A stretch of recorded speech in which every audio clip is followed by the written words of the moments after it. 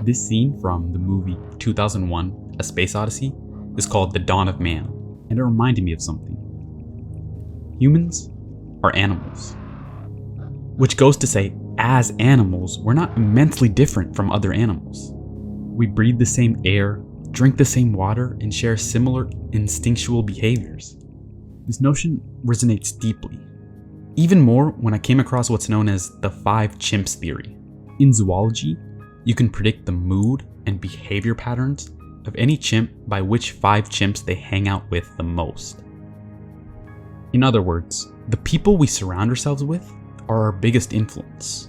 Who you're around, what they've got you thinking, saying, doing, and becoming sets the course for your life. During this pandemic, I've largely been doing my own thing.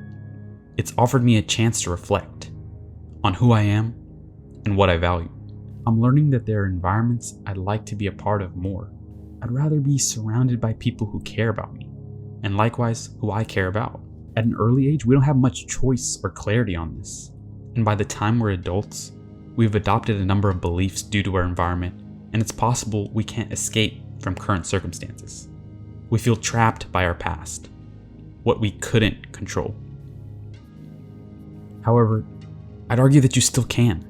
If the forces around you don't represent who you truly are, or who you'd like to become, scour the internet for like-minded people, or pick 5 people you admire and read everything they've ever wrote or said. Think of them as one of your 5 monkeys. The point here? Actively construct your social environment. Don't let it depend on proximity, or chance, or on how it's always been. Be aware of which opinions, attitudes, and philosophies you allow to stick with you. Surround yourself with people who have your best interests at heart. You'll thank yourself for it.